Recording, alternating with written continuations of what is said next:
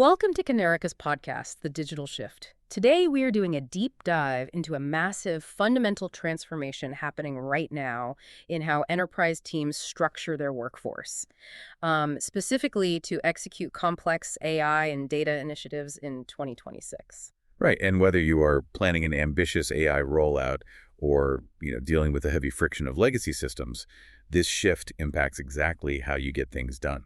Exactly. The traditional hiring model is basically fracturing under the pressure of modern technology roadmaps. We are moving away from reactive hiring and moving toward highly strategic planned capacity models. Yeah, it is a complete paradigm shift. It is not just about filling a seat anymore. Right, which really makes me wonder, are we witnessing the end of the traditional IT department as we know it? Well, the tension surrounding that exact question is palpable across the entire enterprise landscape right now. To understand why team structures are changing so radically, we first have to look at the math behind modern tech hiring. The math and the sheer speed of market demands, right? Exactly. Currently, the average time to fill a technical role sits at 52 days. Wow, 52 days. I mean, that is an absolute eternity in enterprise technology. It really is. And that timeline only covers getting a physical person into a seat. Right. It does not account for their onboarding process or, their familiarization with your internal data repositories or even the time it actually takes for them to reach full productivity. Yeah, exactly. And while a company waits those 52 days, their competitive advantage is actively eroding. We see that 63% of employers now cite skill gaps as a primary barrier to their transformation efforts. That is a massive percentage. It is. And when we evaluate specialized roles, data scientist positions alone are projected to grow by 34%. The demand is vastly outpacing the supply of permanent talent. But it goes beyond just volume, right? Because I want to dig into the mechanics of that. It seems like we're dealing with a severe specificity problem here. Oh, absolutely. It is no longer enough to hire a generic, all-purpose cloud engineer. Right, because the required skills have become hyper-specific. Like if an organization is running a transformation program, they might need expertise in Microsoft Fabric. Yeah, and specifically understanding the one-lake medallion architecture. Mm. Or they need Databricks expertise strictly focused on the Unity Catalog. Or deeply specialized MLOps knowledge, right? So for the business leaders listening who might not be deep in the engineering weeds every day, what do those terms actually mean in practice? Like, what is a medallion architecture?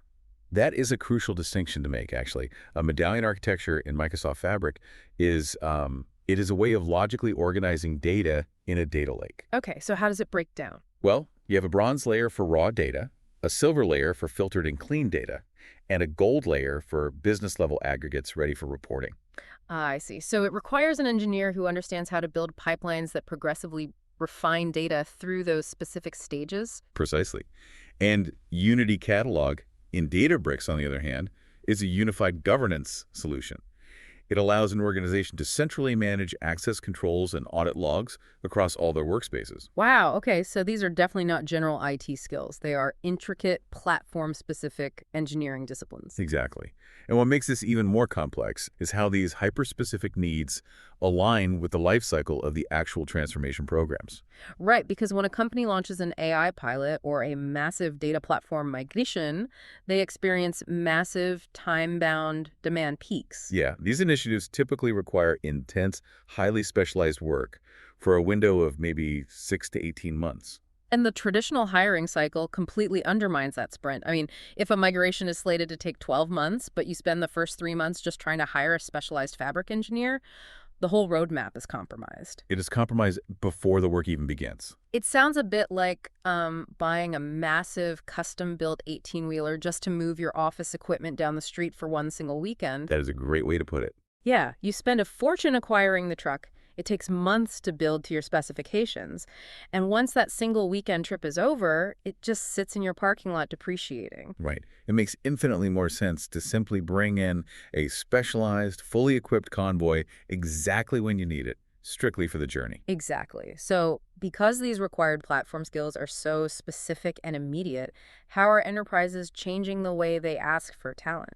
Well, the very language they use has fundamentally evolved. They're shifting to highly specific, task-based briefs. So no more generic listings for a senior data engineer, I assume, because that would just bring in hundreds of resumes that do not fit the actual technical requirement. Exactly. A contemporary brief defines exactly what will be built, specifying the exact technology stack down to the version numbers. Wow, down to the version numbers. That is intense. It is, and it outlines the specific compliance contests the engineer must operate within. Crucially, it dictates how candidates are expected to handle failure scenarios in production. So it is a totally outcome-oriented request, laser-focused on execution. But I see another massive shift altering that execution baseline. What's that? Well, a staggering 84% of developers now use or plan to use AI coding tools. So knowing how to write boilerplate code with an AI assistant is no longer a differentiator in the market. No, not at all. It is the absolute minimum requirement now. The new mandatory skill is not generation, it is governance. Right, governing the AI output. Exactly. The true value of a specialized engineer today lies in catching a subtle security vulnerability in AI-generated code before it reaches production. Or validating complex pipeline logic for accuracy, ensuring the performance holds up under heavy enterprise load. Right, rather than just passively accepting the first output an AI tool provides. I have to challenge this reliance on AI coding tools, though. I mean, are these AI assistants actually masking a lack of fundamental engineering judgment? That is a very valid concern. Because if an engineer is just passively pasting whatever an AI gives them, they're not really engineering, they're acting as a human clipboard. Does that not make human accountability the ultimate filter for quality? You are hitting on a major structural vulnerability in modern development. AI tools can easily mask a lack of judgment if the evaluation framework is weak. So what happens when things go wrong? Like with schema drift, for example. Well, consider a scenario where an AI generates a perfectly functional data pipeline today. But if the upstream source system adds a new column or changes a data type at 3 in the morning, the AI cannot spontaneously triage that failure. Right. The human engineer must possess the fundamental judgment to identify the schema drift, communicate the business impact, and resolve the outage. Exactly. Human accountability is the only barrier between an AI hallucination and a catastrophic production failure. Which exposes a terrifying risk for any business leader listening right now. If the skills are this nuanced and human accountability is so critical, relying on a single individual contractor feels incredibly dangerous. It creates an unacceptable level of key person risk. Hiring one brilliant contractor to manage a complex Databricks migration might seem efficient initially. But if that individual leaves midway through the initiative, you do not just lose a worker, you lose months of vital, undocumented architectural context. Exactly. It is a massive vulnerability. It feels like running a critical enterprise application on a single localized server sitting in a basement. If that one server overheats or crashes, the entire company goes dark. Right, and you lose everything. The modern solution we are seeing emerge to combat this is the cross-functional pod model. Ah, the pod model. So that is like moving from that single fragile server to a distributed cloud network where knowledge, context, and risk are seamlessly shared. Precisely. A cross-functional pod distributes the risk and significantly elevates the quality of execution.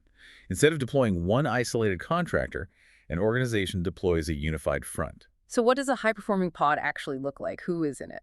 Well, it typically includes a senior platform engineer who holds the overarching architectural vision, alongside 2 or 3 mid-level execution engineers who build the pipelines. Okay, and who handles the quality and compliance side? It also includes a dedicated QA specialist and an embedded governance lead to maintain compliance. You know, this is exactly how we at Kanerika operate when we partner with enterprise clients. We embed these highly specialized data engineering and AI pods directly into complex enterprise programs. Right, because it is not just about forwarding resumes to fill a desk. Exactly.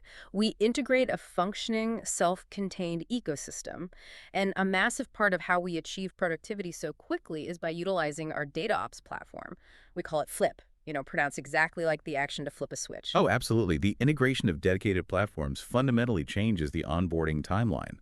When a COD utilizes a unified DataOps platform to handle the heavy lifting, the friction effectively disappears. Yeah, we use Flip to automate all of those repetitive manual setup tasks that usually consume the first month of any new engagement. Which is a huge advantage for speed to market.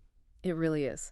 Because of that automation, our Kanerika pods are able to move from initial onboarding to actual productive hands-on keyboard work in just 2 weeks. We bypass the standard ramp-up delays that typically paralyze enterprise initiatives. And there is an additional layer to how these cross-functional pods are evolving right now. Autonomous AI agents are altering the headcount arithmetic within the pod structure itself. Oh, wow. So how does that work? Are the pods getting smaller? Yes, exactly. Yeah. A pod that might have required 6 people a few years ago can now operate effectively with 4. Because specialized agents are handling routine monitoring, test generation, and initial alert triage. Precisely. The agents take over the baseline tasks. But I imagine that reduction in headcount fundamentally changes the required skill level of the remaining team members. The seniority floor rises dramatically. With fewer people in the pod, those remaining engineers must possess vastly superior technical judgment. Right, because they are no longer just writing code, they are supervising, reviewing, and correcting the outputs of multiple AI agents simultaneously. Exactly. It requires a much higher caliber of architectural understanding to manage that orchestration. Let us pivot to the business leaders actually signing the checks for these pods. These distributed teams are incredibly effective, but where they are located and how their success is measured is strictly governed by new global realities. Yes, the regulatory landscape has zero tolerance for ambiguity right now. Right, so if these pods are moving this fast and integrating AI at this scale, who is keeping an eye on security and compliance? Well, frameworks like the European Union AI Act, GDPR, and SOC2 have fundamentally changed vendor selection.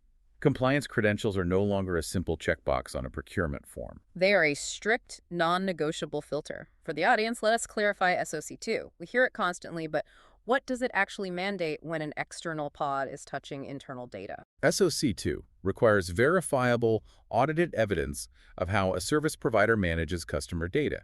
It specifically focuses on security, availability, processing integrity, confidentiality, and privacy. So if an external pod cannot provide an audited framework demonstrating their change management controls, they simply cannot touch enterprise data. Exactly.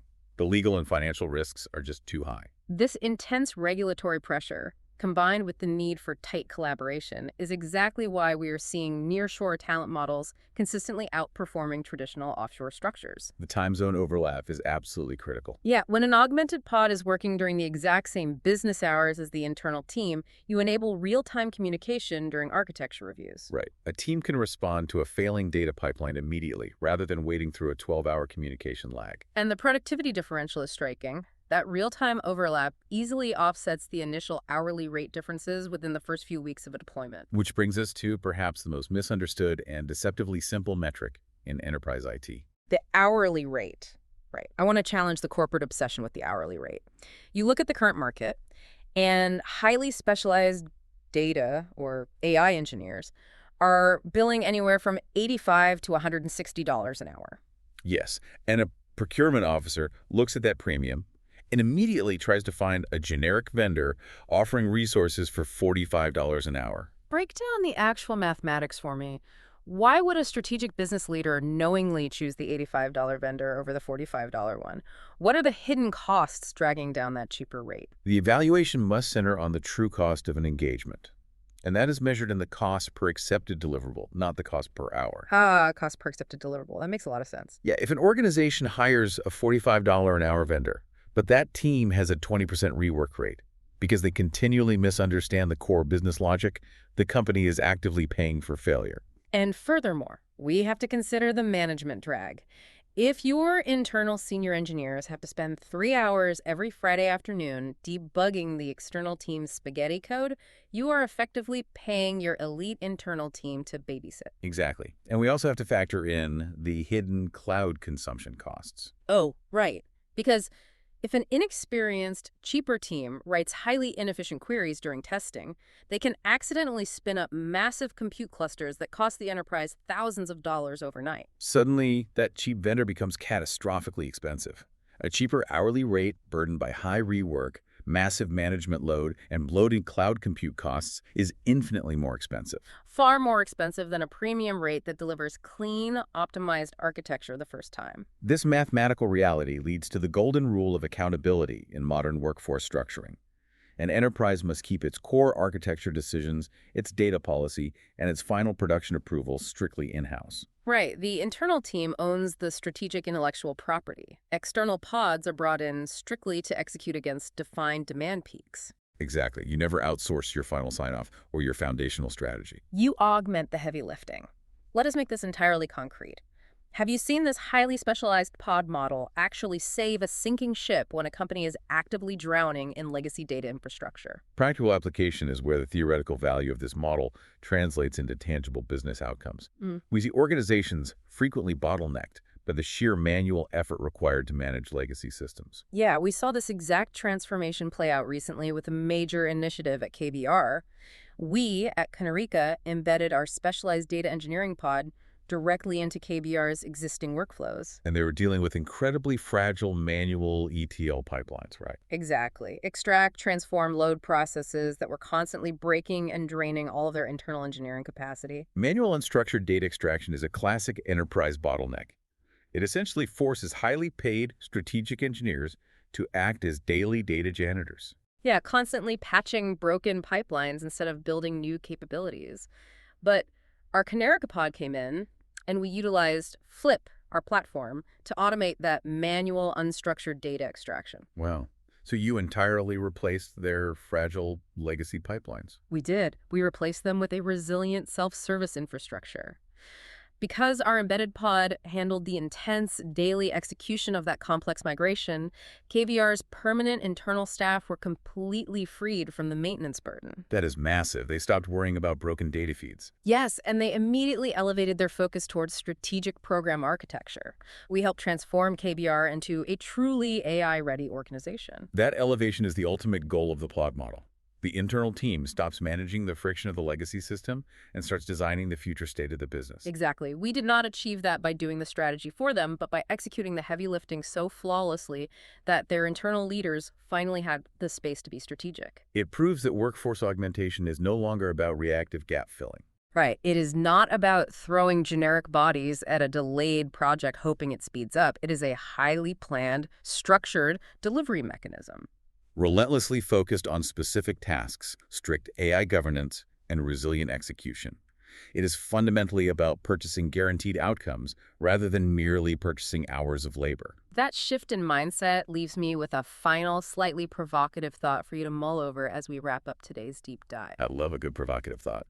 If AI agents continue to relentlessly automate the baseline execution layer, writing the boilerplate code, monitoring the data pipelines, and running the standard tests, and if external, highly specialized pods take over the complex, time-bound technical implementations, well, what will the permanent internal IT team of 2030 actually look like? That is a fascinating question. Will they write any code at all? Exactly. Or will the internal IT department evolve entirely into strategic managers of legal boundaries, orchestrators of elite vendor pods, and grand architects of enterprise AI strategy?